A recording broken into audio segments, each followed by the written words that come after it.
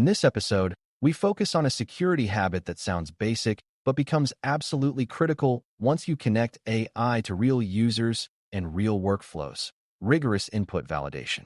Every AI system begins with input, whether that input is a text prompt, an uploaded file, a copied email thread, or a retrieved document from somewhere else. If you allow unsafe inputs to enter the system, you give attackers and accidents the raw materials they need to cause trouble, and you also make it harder for every other control to do its job. Input validation is the discipline of deciding what kinds of inputs you will accept, how large they can be, how you will interpret them, and what you will remove or neutralize before they reach sensitive parts of the system. For brand new learners, it helps to think of input validation as the airport security checkpoint for your AI pipeline. You are not assuming every traveler is a criminal, but you are checking bags because dangerous items do exist, and you want a consistent process that reduces risk without stopping legitimate travel.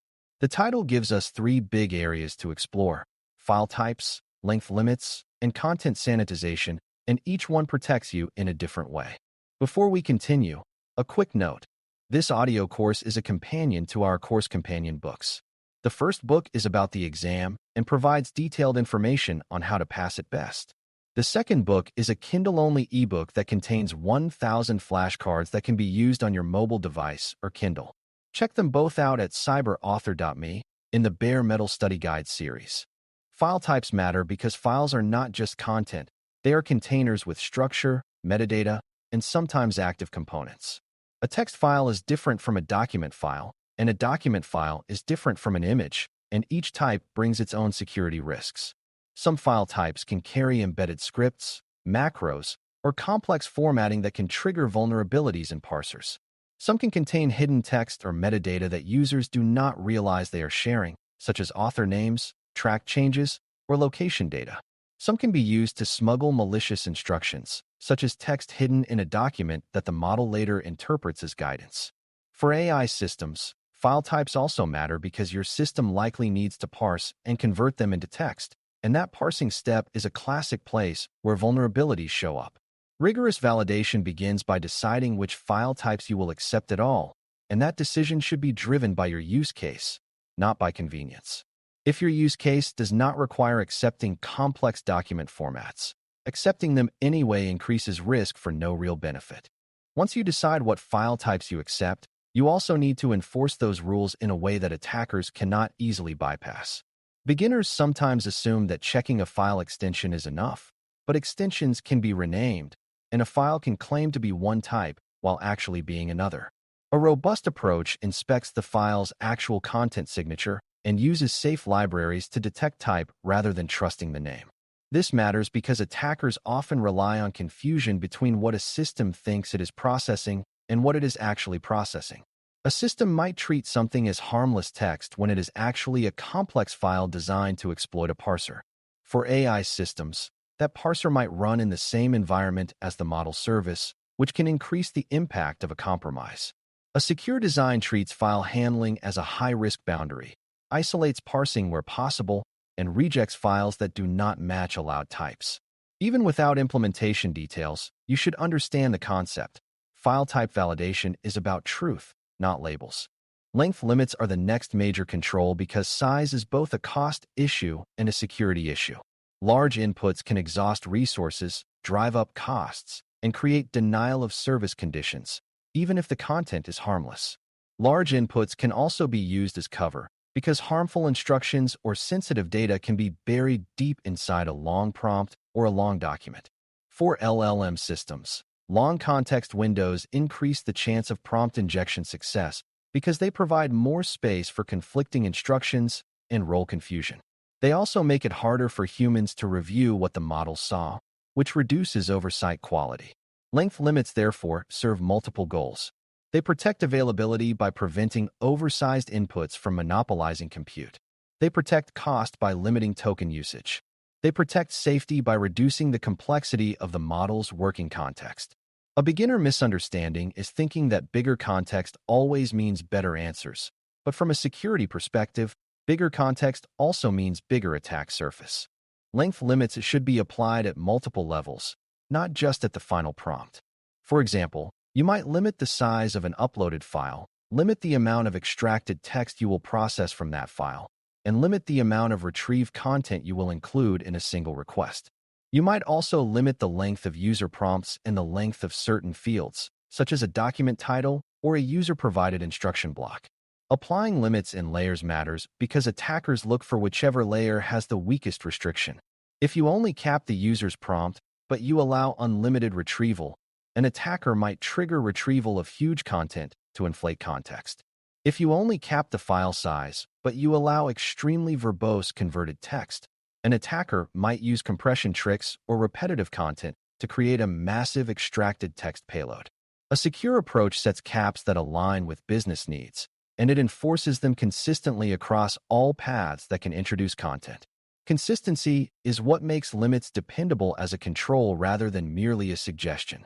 Content sanitization is the third pillar, and it is about cleaning input so it is safer to process and less likely to cause harm downstream. Sanitization can mean different things depending on the input type and the threat. It can mean removing scripts or active content from documents. It can mean stripping hidden metadata that is not necessary for the task. It can mean normalizing text so that strange encodings do not bypass filters. It can mean redacting sensitive patterns like credentials, personal identifiers, or confidential project codes when those elements are not required for the model to do its job. In AI systems, sanitization also includes neutralizing instruction-like content when that content is supposed to be treated as data. For example, if you ingest an email, you might want to mark it clearly as quoted data so the model does not treat it as commands. The point is not to destroy meaning, but to remove unnecessary risk. A beginner-friendly way to think about sanitization is that you are removing sharp edges before handing the content to a powerful machine that might mishandle them. Sanitization also helps prevent a very specific kind of abuse, using the model as a bridge to leak information or to bypass policies. If users can paste secrets and then ask the model to reformat them, summarize them, or share them, you can end up with sensitive data being echoed back in a new form that is harder to detect. If your system stores prompts for analytics, those secrets can land in logs. If your system uses feedback loops, those secrets can land in training datasets or debugging traces. Sanitization reduces this risk by recognizing sensitive patterns and either redacting them or blocking the request. It also supports compliance because many organizations have rules about handling personal data and credentials.